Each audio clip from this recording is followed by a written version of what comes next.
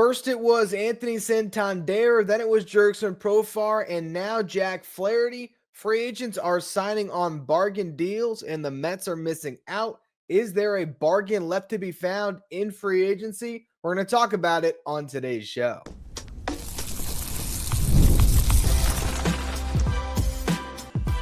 You are Locked On Mets, your daily New York Mets podcast. Part of the Locked On Podcast Network, your team every day.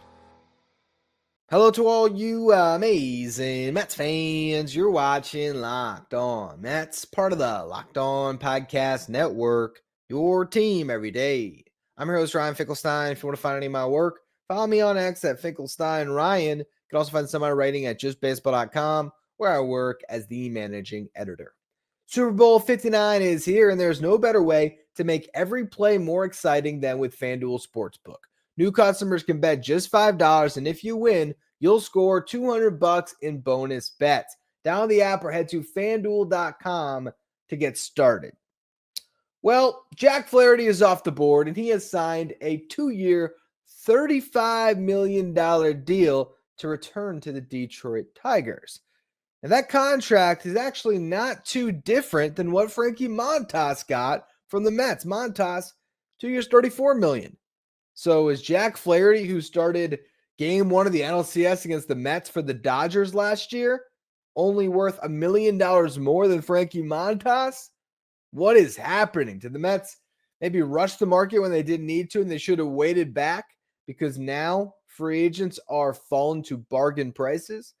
We'll talk about that concept, but I will quell some of your concerns when it comes to this Jack Flaherty deal. For one, he's returning to a team that he clearly enjoyed pitching for in Detroit, team that really sparked that resurgence that he had. He gets to be the co-ace, or we'll call him the number 2 to a Cy Young winner, the Tarek School, but still those two guys atop that rotation really is something special for that Tigers team that was so impressive down the stretch. Gets to go pitch in a very pitcher-friendly ballpark because he now has to prove himself again on a 2-year deal that has an opt-out after year one, but also he's going to make $25 million this year. So that's a little bit different than Frankie Montas, whose contract was split evenly, if I'm not mistaken. You have Flaherty, who's going to get $25 million, and that second-year option, it can escalate. So right now it's only worth $10 million, but if he makes 15 starts, it jumps up to $20 million. So it's really more of a 2-year, $45 million deal, assuming health.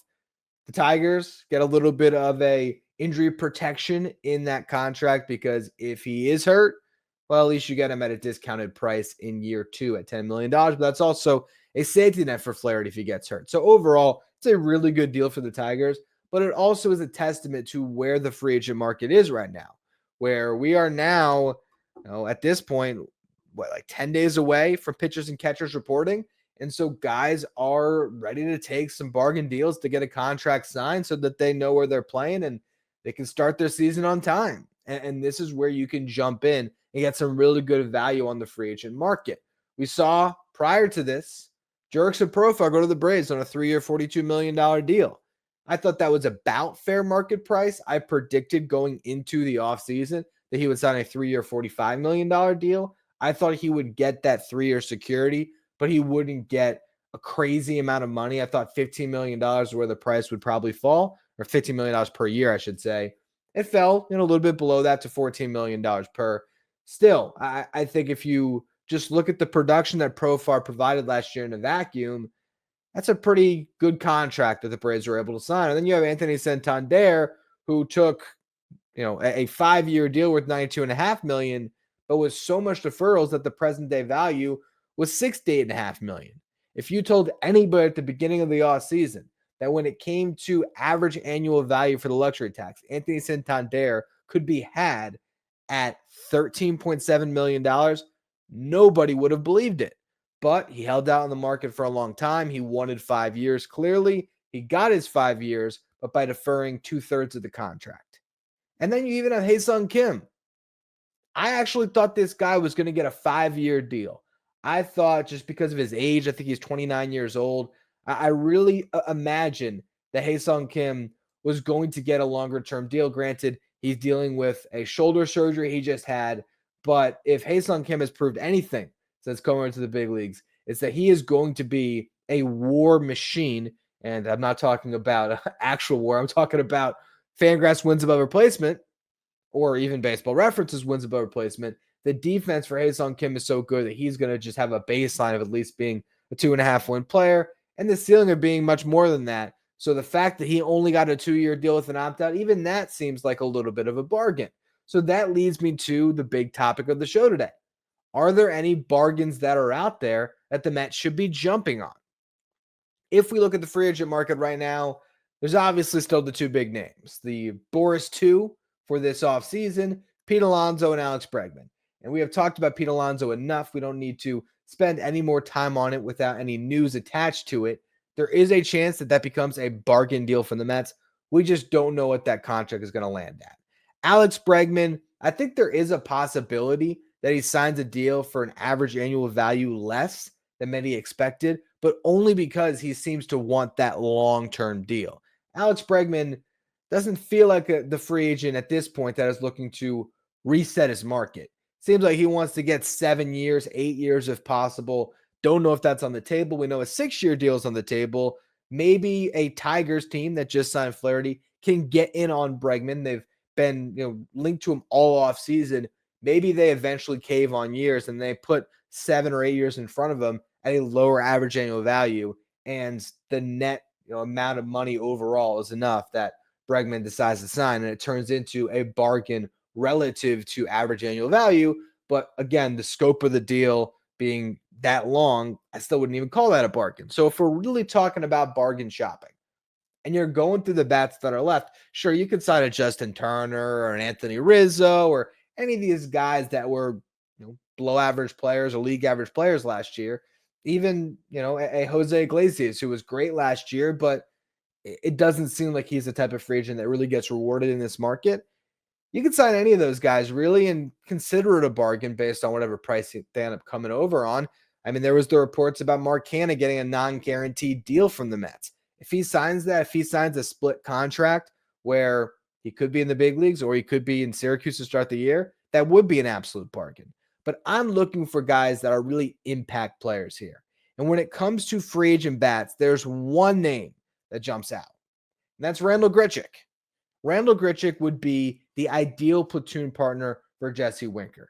He would be better than Starling Marte. Last year, Grichuk hit .291 overall, .348 on base, .528 slug, had 12 home runs and 46 RBIs in 279 plate appearances. So you're talking about a half of a season's worth of a workload compared to an everyday player. To hit 24 homers, driving 46, that's really good production. And you look at what he did against lefties. He hit .319, had 386 on base, .528 slug. We talk about weighted runs created plus. That is a stat that measures hitters on a league average of 100. Randall Grichuk's WRC plus against lefties was 151. He was 51% better than your league average hitter. And he wasn't that bad against righties. WRC plus of 116. And you look at his slug, it was identical basically between lefties and righties. He had a .527 slug against righties, .528 slug against lefties, and you put it all together, it was a .528 slug. So he hit for power against everybody. 6 of his 12 home runs came against same-sided pitchers throwing from the right side. Now, Grichuk did benefit from playing in Arizona last year. His numbers at home were better than his numbers on the road. Had a .934 OPS in Arizona, .819 OPS everywhere else, but that's not a bad OPS on the road. And if you look at what this guy has done over the last 3 years, he has been a continuous lefty masher, had a 157 WRC plus in 2023 and a 143 WRC plus in 2022. So he's going to bring that to the table. He would be an upgrade over Starling Marte, but you'd have to find a trade for Starling Marte. And that's where there's that wrinkle in this. The Mets have, shopped Marte at some points this offseason. I feel like at this stage, they're comfortable going into the year with him. So I don't expect the Mets to sign Randall Grichuk. But what I will say is there is a chance that when Randall Grichuk does sign, you're thinking, man, that might have been a deal the Mets should have jumped on, because he clearly is, at this stage, a safer bet to fill this particular role. For one, he's 3 years younger, and it's going to be less of an injury risk. But two, he brings you a little more pop, and he actually fares better, at least he did last year, against righties than Marte did. Now, with that said, against lefties last year, Starling Marte did hit 310. He got on base at a 384 clip, slugged at a 460 clip. That was an 844 OPS. Hit a 141 WRC plus, only 10% worse than Randall Grichuk. And he does bring a component that Grichuk does not as a really good base stealer still, even at 36 years old. I imagine the Mets stay here, but at this point, if it's not Pete Alonso, the only other bat that is worth anything right now, in my eyes, on the free agent market, and that's excluding Bregman, because I just don't think that one's realistic, Randall Grichuk's the guy. I don't think the Mets are going to go there, though. I think there are some free agent arms they could theoretically jump on, and I want to talk about them in the next segment. First, though, quick word from our sponsors. Today's episode is brought to you by FanDuel. Super Bowl 59 is here. One game, two teams, endless possibilities. There's no better way to make every play more exciting than with FanDuel Sportsbook. Whether it's predicting the first touchdown, calling the MVP, or even betting on the coin toss, FanDuel makes it easy to get in on the action. With live betting all game long, you can adjust your bets as the game unfolds and feel the thrill from kickoff to final whistle. The live betting feature lets you stay involved no matter what happens on the field, and the app is super easy to navigate. Plus, knowing that you can place a $5 bet, potential win $200 in bonus bets for the Super Bowl, that's just icing on the cake. Download the app or head to FanDuel.com to get started. Bet just $5, and if you win, you'll score $200 in bonus bets. That's FanDuel.com. Bet with FanDuel, official partner of Super Bowl 59. Stay up to date with all the latest in the world of sports when you check out Locked On Sports Today, streaming 24/7 on YouTube. If you're watching on YouTube, do me a favor, hit that subscribe button. Our next goal is to get to 13,000 subscribers. Appreciate all of you who continue to subscribe. What's left on the free agent market when it comes to starting pitchers? You got a lot of veterans. You can look at a Kyle Gibson who's going to eat innings for you, Lance Lynn, who apparently lost a lot of weight this offseason, guy that's actually getting some interest to close games from some teams. You have, of course, Jose Quintana, Patrick Corbin, Andrew Heaney, Clayton Kershaw, though no one believes he's going to sign with anywhere but the Dodgers. There's still some free agents, but now that Max Scherzer has signed with the Blue Jays, there's not a lot that really jump out as real clear-cut upgrades over a Paul Blackburn. But there's one name when it comes to starting pitchers that are left that has a ton of upside, and that is Nick Pivetta. Nick Pivetta is a guy who gets a lot of love from the analytics crowd because he has great stuff. There is a metric or a statistic that's called Stuff Plus that FanGraphs calculates. Now, this looks at only the physical characteristics of a pitch. So it's not looking at the result. It's not looking at how batters fared against the pitch. It is specifically looking at release point, velocity, vertical and horizontal movement, spin rate. So it's just strictly telling us what is nasty based on the computer. And the computers will tell us that Nick Pivetta has disgusting stuff. In fact, the computers would tell us that Nick Pivetta has the best stuff in all of baseball among pitchers with 140 or more innings pitched last year. His stuff plus was 133. Now, this is kind of like WRC plus, where a league average is 100. So 133 for stuff plus is elite. You have a lot of guys who have really good stuff, like a Dylan Cease, for example, in the 120s. But Nick Pivetta's stuff plus is 133. Why is it that high? He has a top 6 fastball in baseball based on stuff plus. And he has the best breaking ball in baseball. Again, this is among pitchers with 140 or more innings pitched. So I would say among starting pitchers with his sweeper. Those two pitches are nasty. He struck out 29.9% of batters he faced last year with a walk rate of 6.1%. A lot of strikeouts, not a lot of walks. The results aren't exactly where you'd want them to be. 4.14 ERA. Across 145 and 2/3 innings pitched. He has not got that ERA under 4 despite having this elite stuff for the last 3 years. But he's 31 years old, and he's got the type of potential that a front office like the Mets would dream on, that they could put Nick Pivetta into their pitching lab with the characteristics that he has on his pitches, figure out how to maybe tweak when he's utilizing his arsenal, figure out if there is something they can do to maybe sequence him a little bit better and get him to a point where he can become an elite starting pitcher. There is a lot to dream on if the Mets sign Nick Pivetta. The problem, and the reason why no one has signed Nick Pivetta, is he has a qualifying offer attached. And in retrospect, he should have taken that qualifying offer. Instead, Walker Buehler essentially took his spot with the Red Sox for pretty much the same dollar amount with some incentives that could kick it up a little bit more. But it was the exact contract that Pivetta turned down. And while he has all the stuff in the world that teams can really pin their hopes to, they're not really comfortable giving up multiple draft picks if you're a luxury tax team and slot money to get him. The Mets would have to give up a 3rd and a 6th round pick plus international bonus pool money. That's a lot to give up on a pitcher that, while this stuff is great, he hasn't put it all together. Now, if that price continues to drop, at what point do the Mets dive in?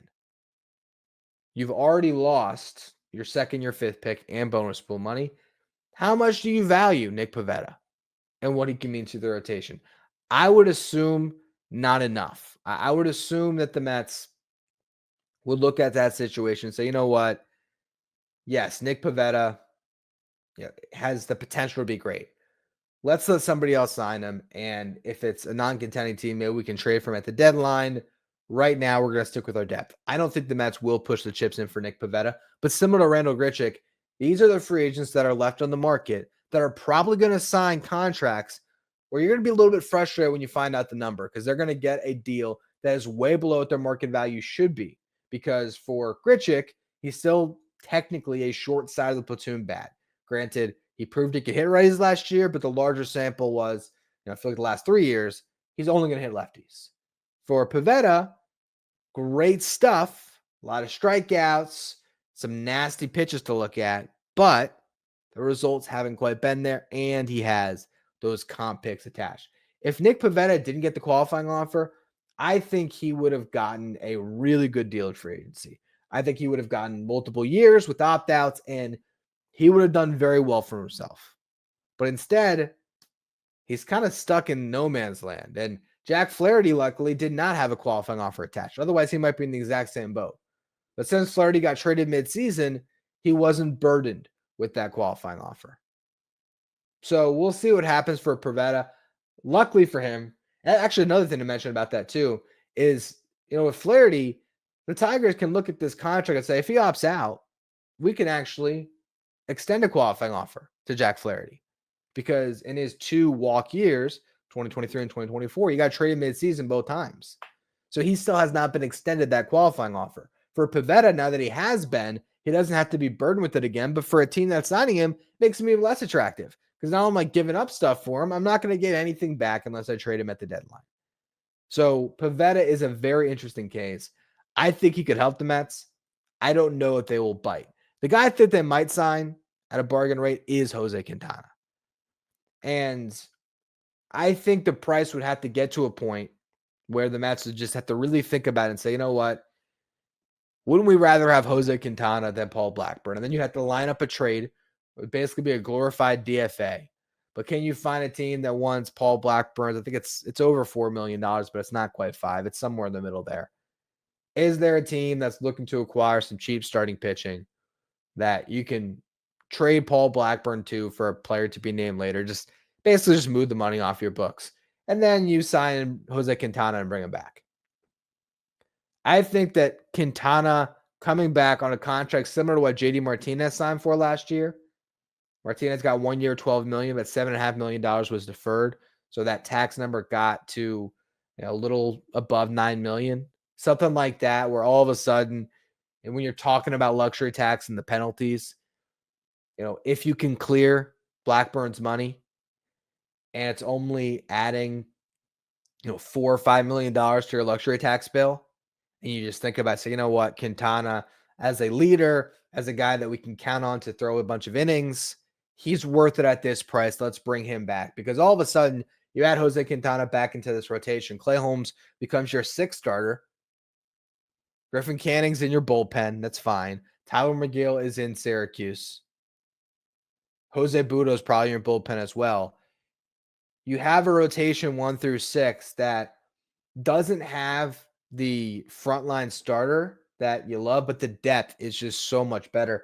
I just have way more faith in Jose Quintana than Paul Blackburn. I still think Blackburn is fine, but we saw Jose Quintana's ability to really step up, particularly down the stretch, and the way he pitched in playoff games. Like, I'll take that guy because he's such a gutty,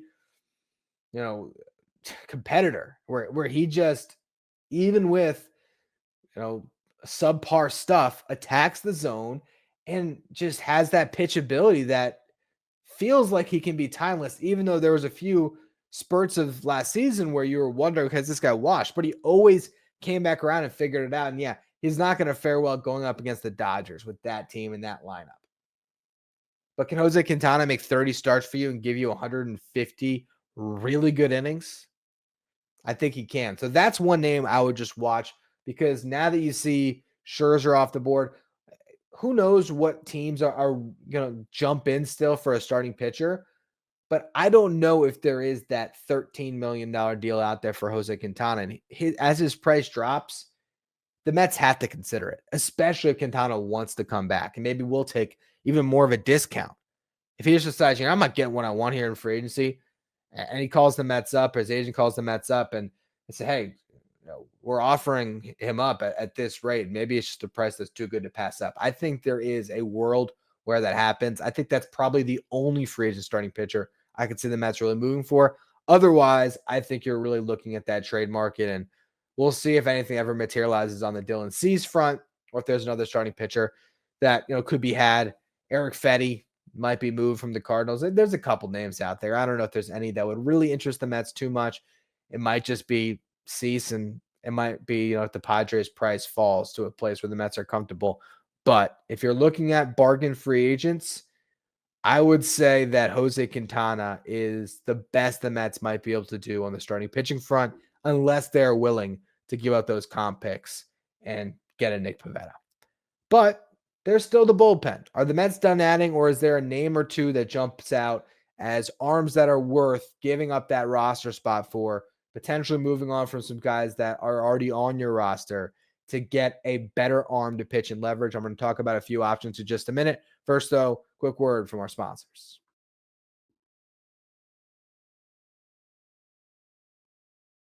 If you're an everyday listener of the show, make sure you become a Locked On Mets Insider. This is our texting service where you get updates from me anytime news breaks in the Mets. You can ask me questions anytime. You can also take part in our Locked On Mets sign photo giveaways. If you want to be Locked On Mets Insider, find the link in the episode description. Go to subtext.com/LockedOnMets.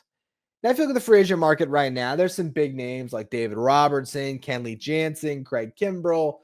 Those guys are probably going to get more money than the Mets are willing to pay. But there's a couple others that are on the market that you sort of wonder, okay, what's that price point going to be? Ryan Stanek got $4.5 million with $500,000 in incentives. Are there any other relievers in that price range or less that the Mets can jump on? And there's three that jump out to me. The first one, Danny Colomé. Colomé has been pitching with the Orioles the last couple of years, has had a ton of success. 2.12 ERA in 29 and 2/3 innings pitched last year. In 2023, 2.81 ERA in 51 1/3 innings pitched. In 2022, he only got on the mound for 12 1/3, but he pitched to a 1.46 ERA. This is a left-handed reliever who kind of throws the whole kitchen sink at you. He's a 5-pitch guy, cutter the primary offering, sweeper, four-seam, sinker, knuckle curve. Got a lot that he can work with. He doesn't walk anyone, really. Struck out 30% of the batters he faced last year. Lefties don't hit him. Righties don't hit him. He is a really effective relief pitcher. Here's the only issue. He has never thrown more than 52 innings pitched in a season. He has been a little bit injury prone. But what he did 2 years ago is probably the best you're going to get as far as getting up to 51 2/3 innings pitched at that, or 51 1/3 innings pitched at that 2.81 ERA. Last year, hey, you'll take a 2.12 ERA in about 30 innings, but it's still only 30 innings. I would sign him. I would take the upside. The Mets right now have one lefty in their bullpen, AJ Minter, but he's also sort of your 8th inning guy. So Colomé would give you another one. Granted, He doesn't have any real drastic splits where you call him a left-handed specialist. He is a guy that can face lefties and righties as well, but it doesn't hurt to have two lefties in that pen. And he has produced great results. So let's say you sign him and you DFA Danny Young. I mean, by all means. And I'm a Danny Young fan. I'm a Danny Young supporter. Anyone who listened to the show last year knows that. But I'm sorry. If I can have a guy that has proven it, that if he's on a big league mound over the last 3 years, he's an extraordinarily effective reliever, I'm jumping at that, especially if the price drops into a pretty low range. Why not? Another name that sticks out to me, Kyle Finnegan. Kyle Finnegan got surprisingly non-tendered by the Nationals because he has been their closer, and closers get paid through arbitration. So I think his number was coming close to like $9 million in arbitration, and the Nationals cut bait. But you have a guy who throws harder than most in baseball, 97 miles per hour average on his four-seam fastball. He doesn't have great stuff beyond that. Like if you look at his expected ERA, his expected FIP, these numbers are always higher than his ERA, but I kind of like ERA as a stat. Can we not forget that ERA is actually what happened, earned run average? And I know I throw those expected stats at you guys all the time, but if a guy year over year puts up, at what point do we just take what he's done and take it at face value? Like, I get frustrated for Kyle Finnegan. I don't understand why there wasn't a market for him at the deadline last year where the Nationals held on to him. And then they non-tender him. I just don't get it. You're talking about a guy that has been pitching in a closer role and has been succeeding. And over the last 4 years, he has gone over 60 innings every single year, and he has never pitched to an ERA over 4. You throw Kyle Finnegan at the back of the Mets bullpen where you got Edwin Diaz, AJ Minter, and Kyle Finnegan. Now I'm feeling a lot better about the New York Mets bullpen. I already think it's in a good spot, but that would really help me just believe in it because I look at Stanek and I say there's all the upside in the world, but there's also going to be stretches where you can't trust him and the floor is going to drop out. Kyle Finnegan, the floor is just ridiculously high in my opinion. I think he's just going to find a way to put up zeros. He'll have the bad outing here and there, but his ability to throw strikes and throw the ball hard, he typically finds his way to an ERA in the mid to low 3s with saves, that closing experience. He's got more closing experience than AJ Minter does. So AJ Minter can be the guy that puts out all the fires, and Kyle Finnegan can be your, alternative closer when Edwin Diaz is a little bit overworked. You throw Finnegan out there. Why not? And a ton of experience pitching in this division. I think Kyle Finnegan is honestly the perfect reliever to add because he's also less injury prone. He's going to give you innings. I would love Kyle Finnegan as the final piece of that bullpen. The Mets don't have to add another reliever. And there's part of me that looks at their roster right now and says, I don't know if they will because they have enough guys. You still have a Sean Reed-Foley who couldn't get on the mound much last year, but when he did, he was very effective. You have Danny Young. Those two guys don't have options. So anybody that you sign, you're pretty much sealing those two guys' fate that they're probably going to be DFA'd. And one of them might get DFA'd early, honestly, just because of the roster crunch. Because as much as I would say Sean Reed-Foley is a better pitcher than Huascar Brazoban has multiple option years left. So you're better off just keeping him because you can stick him in Syracuse. And there's other guys like that in the roster. But to me, it's worth it. You sign Kyle Finnegan and you get another guy that's proven. And I would do that, even if it means that Reed Garrett is starting the year in AAA or Daniel Nunez. I mean, Nunez, it actually makes sense to sort of load manage him and have him maybe start the season in Syracuse, have him pitch, twice a week where, we saw last year where Nunez was not available and that could get a little bit frustrating at times because you needed him to be. Maybe you do that at the start of the season. You sort of wait till somebody goes down. You have a great option. So when inevitably someone has, thrown a bunch because you're just in that roster churn that you always, get into, or someone's not performing like we saw last year with, Jorge Lopez and who else was it? Jake Diekman, all these guys that eventually got cut and you moved on from.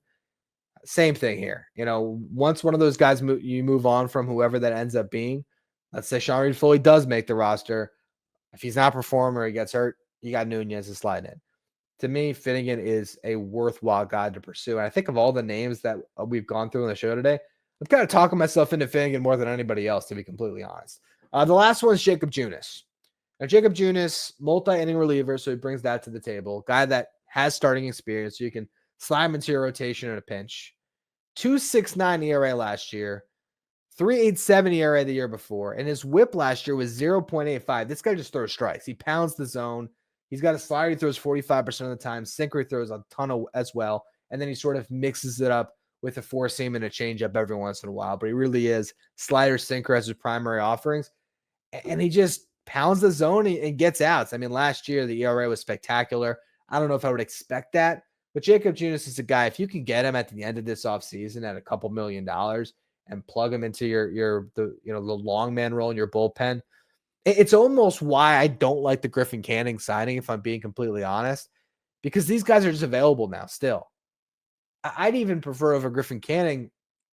You're telling me Lance Lynn is potentially going to close? Like, I'd like Lance Lynn in some type of a weird Swiss Army knife multi-inning reliever role. He probably wants to start, so I imagine he finds a starting job somewhere, maybe at a cheap cost. But I just, the Griffin Canning thing, you got to trust that the Mets know what they're doing and they can get more out of him. And the fact that he threw 170 plus innings last year is great, but there's some arms still that I think I'd prefer to have that roster spot. The Mets are just in sort of a weird roster crunch with their pitching staff based on how they have, gone about it. But we'll see what they do from here. At this point, the offseason could just be bringing back Pete Alonso or making a big trade. But there are still free agents that are of interest. And if we know one thing about David Stearns, he is going to explore all these markets. And if one of these guys comes at a price that's too good to pass up, maybe he'll jump. I would say the most likely potential guys, it's probably another reliever. I would love Kyle Finnegan. Or maybe if it's a starting pitcher, there is a world where Jose Quintana returns at a real discount. Otherwise, it feels like there's one free agent left, and it's the one we spent a majority of the past 2 months talking about. So we'll see if we get any news on that front this week. I've been waiting for days here. I mean, we've been waiting longer than that, but it felt like, Boomer said it's going to happen on Friday. We've all been waiting since then. Still no deal over the weekend. Maybe we get some news on Monday. But for now, that's going to be all for today's edition of Locked On Mets. I appreciate all of you for tuning in. Make sure you follow, rate, and review wherever you get your podcasts. If you're watching on YouTube, hit that subscribe button. Follow me on X at Finkelstein Ryan. Follow the show at Locked On Mets. Thank you for making Locked On Mets your first listen, your first watch every day. Now, for your second watch, head over to YouTube and check out the first ever 24/7 streaming channel. Covers everything in the world of sports. We're talking about Locked On Sports today with our local host from each team, league-wide host from each league. Find Locked On Sports today streaming 24/7 on YouTube.